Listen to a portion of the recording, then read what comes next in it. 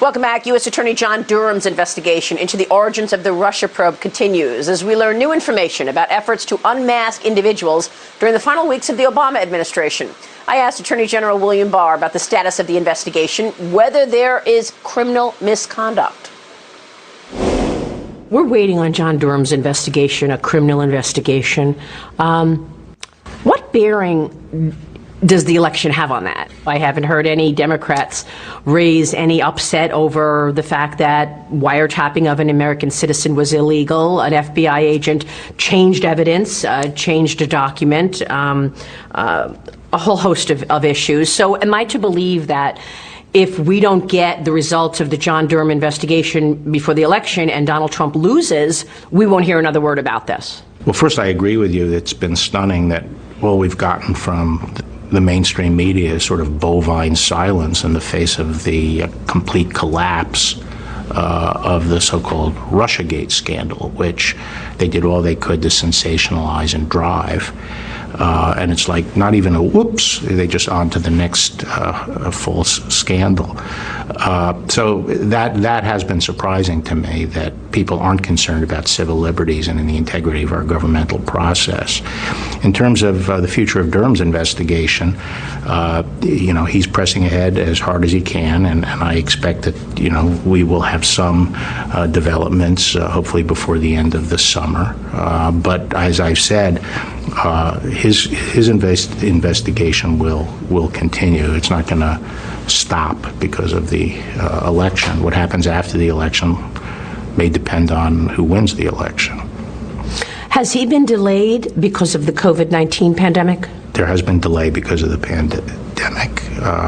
Yes, there has. An inability to interview people? Yes.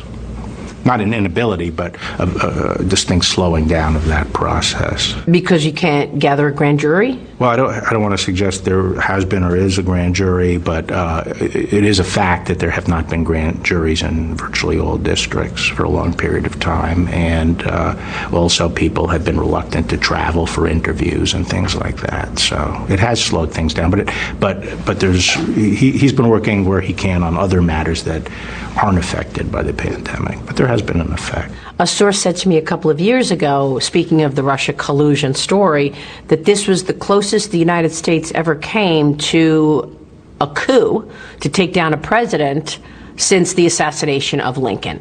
Is that an appropriate statement? In this sense, I think it is the closest we have come to an organized effort to push a president out of office. And it continues. But I'm not reaching a judgment as to what the motivations there were. Can you tell us anything about how this all started?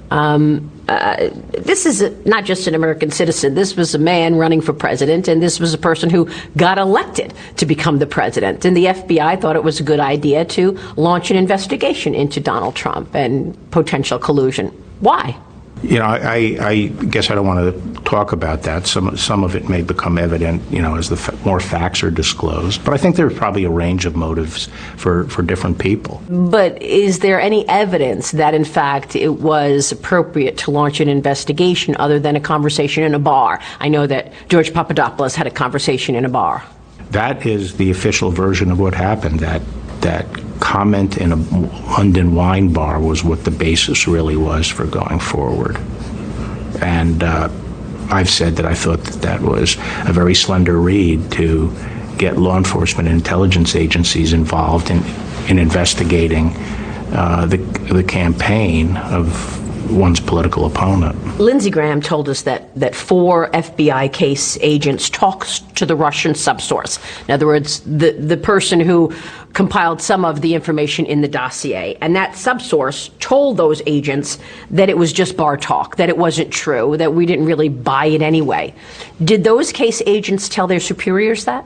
Again, I don't want to get into the details because those are the kinds of things we're looking at, but that whole vignette is laid out to some extent in the IG's report, that in January 2017 and in March 2017, they talked to the primary subsource, who was the sole conduit for this information that made up the dossier. And as I've said, the dossier pretty much collapsed at that point, and yet they continued to use it as a basis for pursuing this counterintelligence investigation. So does it sound like Jim Comey and Andrew McCabe knew that the dossier had collapsed in January of 2017? I don't want to discuss that aspect of it. Okay. What about the leaks? Senator Ron Johnson is investigating the transition from the Obama administration to the Trump administration, and he told us that in the first 126 days, there were 125 leaks. And compare that to Obama's 126 days, there were 8 leaks. Bush, there were 9 leaks.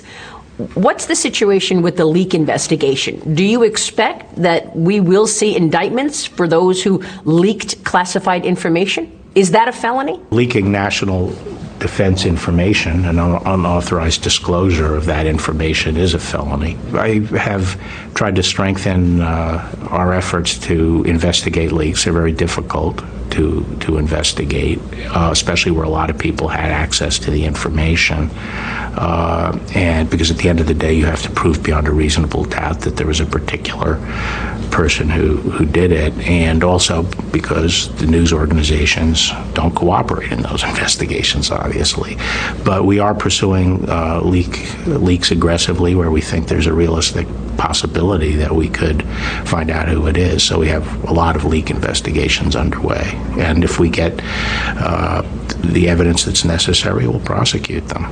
So I know that the FBI said that they started a counterintelligence investigation into the Trump campaign in July of 2016. But there's a lot of activity before that. And in April of 2016, people arranged for George Papadopoulos to meet with Joseph Mifsud. Has Joseph Mifsud worked with Western intelligence before?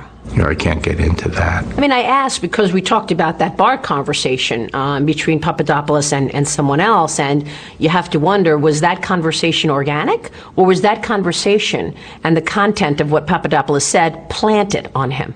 Yeah, I understand, why it is important to try to determine whether there was any activity before July, before the Papadopoulos wine bar conversation. I understand that, and so people are looking at that. It's significant also that the dossier was initiated before July. Rick Grinnell calls the transition period key. What can you tell us about the transition period that we need to understand better? Well, it depends on what the motivations were and why they were looking at it, but it is, I would say it's unusual for an outgoing administration, high-level officials, to be unmasking very much in the days they're preparing to leave office. It makes you wonder what they were doing. How do these Senate testimonies help the DOJ? Well, I mean, they're not, the DOJ and Congress have separate roles to play. DOJ, we are looking at whether or not there's been any criminal activity and investigating, and I think Congress is interested in sort of finding out what happened and disclosing it to the public. So there are different functions that are being performed. I don't think that, those are conducted to help the DOJ. We do our own investigations.